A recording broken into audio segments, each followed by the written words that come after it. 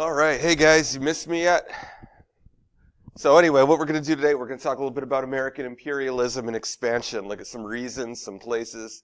I'm going to go through this quick. I only have 15 minutes to do it. So what I need, who's ever running this teacher in here, when I say pause it. You guys could finish writing down what I'm doing and then unpause it and we'll continue. So I'm just going to show you the slide and then we'll talk. So the first thing we're talking about is reasons for imperialism. Okay, we know one big reason is that we needed land for resources. We were looking for more fertile land with year-round climates, places we could grow sugar cane, places we could find more lumber and precious metals. We also know that a lot of companies were, with the industrialization, were looking for new markets to sell their goods. Some of these companies I listed here were getting really big. All right, so go ahead and pause it. Write this down. All right, we're back. Second reason why we imperialized, moving over, is the new technology. Okay, we know that it was becoming easier to imperialize.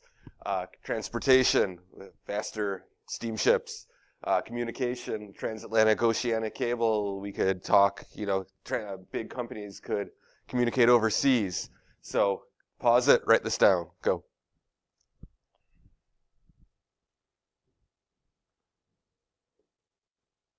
All right, we're back.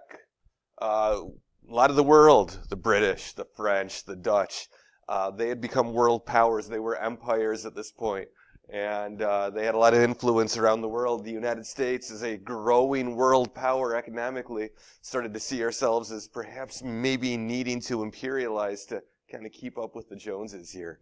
So go ahead, write this down, pause it.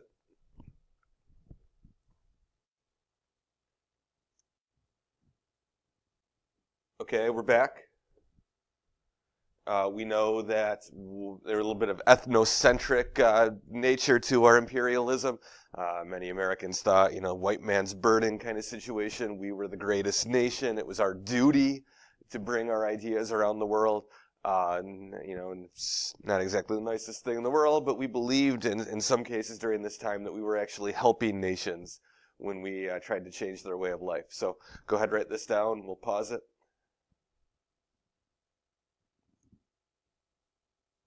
All right, we're back.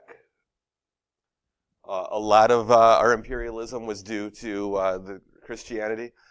We believed, again, many people, that it was our duty. We were helping the lesser nations of the world by reaching out to them, by bringing them American ways, especially by bringing them Christianity. There was a lot of kind of white man's burden, again, like I said before, situation there. So go ahead, pause it, write it down.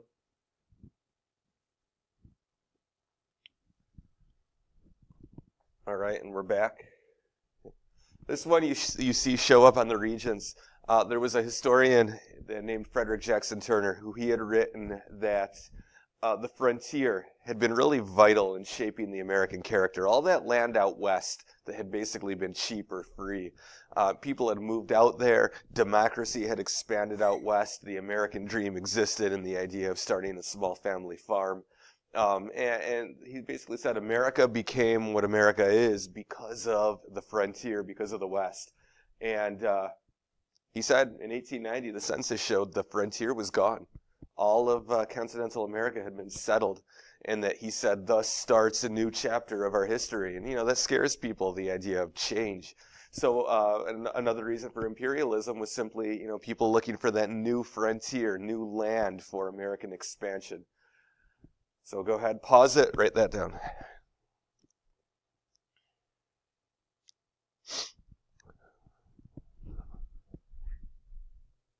All right, so we're back. Next thing we're going to do here is we're going to talk about some of the places that we imperialized. And we're going to go through this quickly. Again, Alaska, this is a little bit earlier on in our imperial times, but it's still important. Go ahead, get this stuff down. There's actually a video on the next slide that we can watch. Why don't we finish all of these things and then we can go back and watch those videos that I've posted in here. So I think it's easier that way. So pause it, get that down.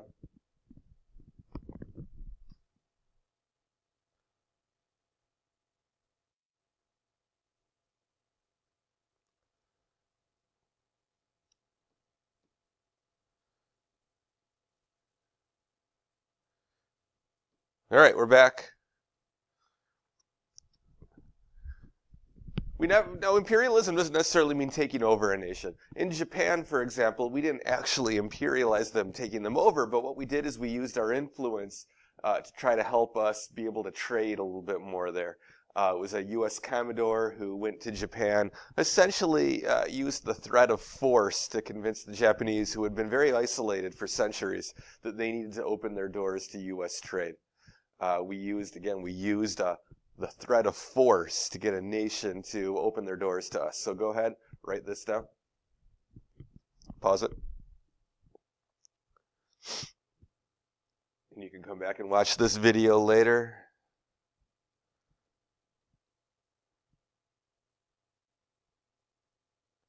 All right, next, many of the islands in the South Pacific, some of these islands were uninhabited, some of them were inhabited by an indigenous population, but in all of these cases, America claimed the territories, in some, worked with in a negative way, in some cases, the indigenous populations to take over these lands.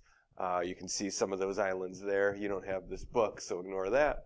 And why did we want, such small islands in the Pacific? Mainly it was naval bases, places, where a navy could go and refuel. Pause it, write that down. Another video, please watch that at some point. Okay, lastly, China.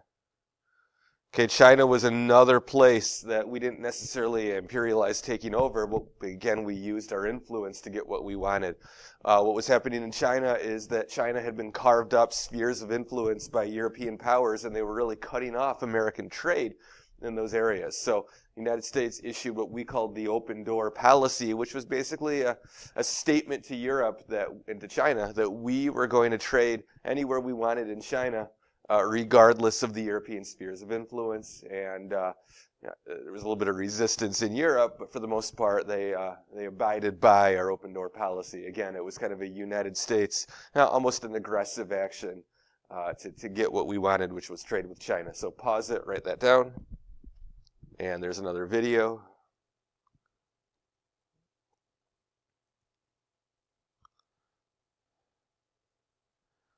Okay, next thing we got to look at is a war, imperialistic war called the Spanish-American War.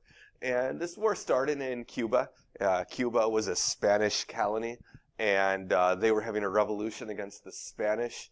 And basically, what happened was that there were some Americans who saw what was happening with the Cubans as human rights violations. Many Americans wanted it stopped. Also, there were many Americans who believed that their manifest destiny extended to Cuba, and there was a kind of a desire to capture Cuba for our own. But for the most part, in the beginning, America decided to stay out of this war, decided that it was not in our best interest. But we were definitely paying attention. So pause it, write that down. And to continue, what really dragged us into this war, believe it or not, was actually the media. There's this concept called yellow journalism. And in yellow journalism, or sensationalism, means that the newspaper is printing things that are maybe not, I don't want to say false, but they bend the truth. They use pictures, they use headlines to make something sound a lot more disgusting than it was. And what some of these newspaper editors in New York City, like William Randolph Hearst and Joe Pulitzer, realized is that violence, that war, it sells newspapers. And they realized that if they exaggerated how bad the situation was in Cuba and how awful the Spanish were, that they could sell papers. And they also kind of recognized if they could somehow force the United States into that war, it would sell even more papers. So they really began printing some really inflammatory headlines. They printed this letter. No one's 100% sure if this letter was real or not. That basically was supposed to be this letter called the Delome letter from the Spanish foreign minister that called out the U.S. President McKinley. That obviously didn't play well in America. And then what happened was the kind of the spark of the war was the USS Maine. That was a ship that was in Havana Harbor in Cuba. It was just there to observe the situation, so to speak. And the ship exploded, sunk 266 Americans were killed, you can see. And immediately the newspapers, the yellow journalists, blamed the Spanish. They said it was an act of war. And the reality was, most historians believe it was actually an accident aboard the ship, an American accident. But the reality was many Americans thought we had come under attack by the Spanish, and they were clamoring for war. So pause it, write that down. Here's another video. The Spanish-American War, whoa, let's go back. Spanish-American War was a short war. It only lasted 4 months. Spain was a crumbling empire. It wasn't difficult. In the end, the treaty that ended the war, it made Cuba a pseudo-independent nation. We'll talk about that in a minute. It also gave the United States some territories, Puerto Rico, the Philippines, and Guam. Okay, write that down, pause. The long-term effects is that America is now a world power. We have an empire. Go ahead and pause it, write that down. Okay, next I want to talk about how the U.S. really ran some of these territories very quickly. Philippines was pretty much an unmitigated disaster. Whoop, went too far, sorry.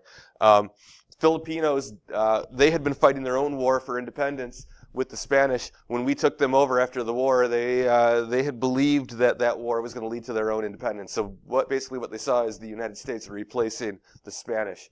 So they began fighting us. This was a war that not a lot of Americans were even aware that was happening, but it was very brutal. A lot of it was a guerrilla-style war. And a lot of Americans died fighting to basically protect this territory that we didn't really even know why we had. In 1916, the United States, realizing that we could never really effectively rule the Philippines, promised the Philippines their eventual independence, which you can see it took some time, but they got after World War II. So next, we have Cuba. Now, like I said, Cuba was pseudo-independent. We gave them their independence. However, we put it into a law called a Platt Amendment. And the Platt Amendment said that essentially that if Cuba was going to make any treaties with other nations, then the U.S. had to approve it. It also gave the U.S. leases to naval bases that we wanted in the Caribbean in Cuba, like Guantanamo Bay. And it also gave us a very, this is very ambiguous, the power to intervene in Cuban affairs if we thought it was in our best interest. Kind of, think about that Monroe Doctrine kind of situation. So you can see here, we gave Cuba their independence, but we had the power to intervene. We had the power to approve their foreign relations. So it wasn't a real independence. In Puerto Rico, we know that we still control Puerto Rico today. It's called a Commonwealth. Puerto Ricans are U.S. citizens. And I'll give you a moment to write that down. Pause it. Okay, the last thing I want to talk about is some different foreign policies. I'm going to go through this really quick. Dollar diplomacy. William Howard Taft basically was the idea that the U.S. would use money to buy influence in Latin America, and Caribbean nations, South American nations, invest dollars, have businesses grow there, hire people down there, make money down there. Obviously, it's going to benefit us economically and make those countries economically tied to us. So pause that, write it down. Teddy Roosevelt built the Panama Canal to link these two, to link the Pacific and Atlantic Oceans. That was going to help our U.S. Navy. We basically imperialized in Panama. We helped the Panamanians fight a revolution for their own independence, convincing them then to give us the strip of land to build that canal. So that's going to really increase our military might. So pause it, write it down. Later on, in the 1930s, in the 40s, FDR instituted the Good Neighbor policy, realizing that we had done some things in Latin America that maybe weren't the most friendly actions. The Good Neighbor policy was designed to say that America is going to still, we're still going to be involved in Latin America, but we're going to try to do it more peacefully. It didn't really work. But pause that, write it down. And then finally, the Roosevelt corollary to the Monroe Doctrine. Remember, Monroe Doctrine says that we wanted the Europeans' influence out of Latin America. Teddy Roosevelt added an addition. That's what a corollary is, an addition to that says we would actually use force to enforce our interest in Latin America if necessary. So pause it, write that down. Big stick diplomacy. You guys can read that, pause it, write it down. I'm out of time. Go back, watch those videos. Thank you.